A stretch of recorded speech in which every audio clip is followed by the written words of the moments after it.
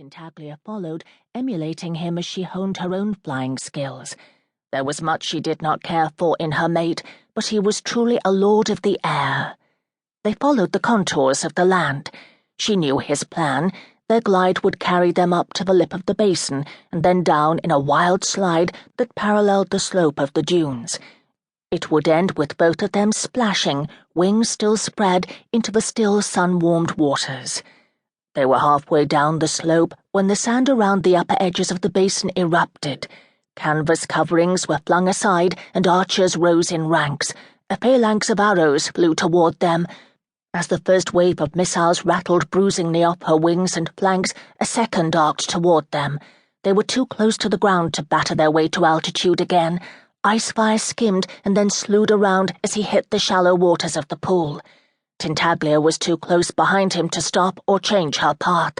She crashed into him, and as their wings and legs tangled in the warm, shallow water, spearmen rose from their camouflaged nests and came at them like an army of attacking ants.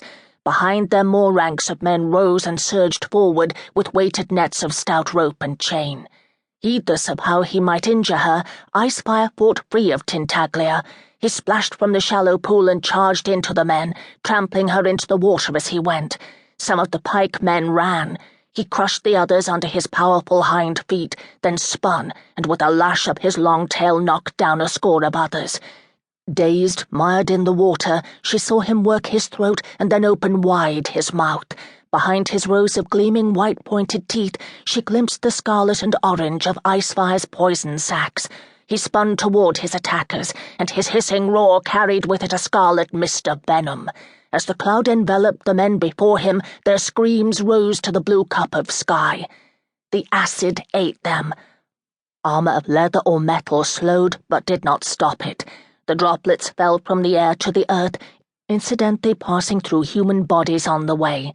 Skin, flesh, bone, and gut were holed by the passing venom. It hissed as it struck the sand. Some men died quickly, but most did not. Tintaglia had stared too long. A net thudded over her. At every junction of knot, the ropes had been weighted with dangling lumps of lead. Chains, some fine, some heavy, and some fitted with barbed hooks, were woven throughout the net. It trapped and tangled her wings, and when she clawed at it with her front legs, it wrapped them as well.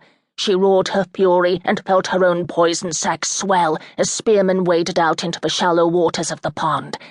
She caught a glimpse of archers beginning a stumbling charge down the sandy slopes, arrows knocked to their bows. She jerked as a spear found a vulnerable spot between the scales behind her front leg, in the tender place between leg and chest. It did not penetrate deeply, but Tintaglia had never been stabbed with anything before. She turned, roaring out her pain and anger, and her venom misted out with her cry. The spearmen fell back in horror. As the venom settled on the net, the lines and chains weakened and then gave way to her struggles. Tangles of it still wrapped her, but she could move. Fury enveloped her. Humans dared to attack dragons? Tintaglia waded out of the water and into the midst of them, slashing with her claws and lashing with her tail, and every scream of rage she emitted carried a wave of acid toxin with it. Soon the shrill shrieks of dying humans filled the air. She did not need to spare a glance for Icefire. She could hear the carnage he was wreaking.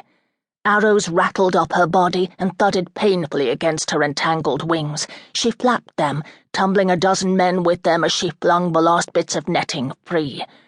But her opened wings had bared her vulnerability. She felt the hot bite of an arrow beneath her left wing. She clapped her wings closed, realizing too late that the humans had been trying to provoke her into opening them to expose the more tender flesh beneath. But closing her wing only pushed the arrow shaft in deeper. Tintaglia roared her pain and spun again, lashing with her tail. She caught a brief glimpse of Icefire, a human clutched in his jaws and raised aloft. The dying man's shriek rose above the other battle sounds as the dragon severed his body into two pieces. Cries of horror from more distant ranks of humans were sweet to hear, and she suddenly understood what her mate was doing. His thought reached her. Terror is as important as killing. They must be taught never even to think of attacking dragons. A few we must allow to escape, to carry the tale home. Grim and terse, he added, but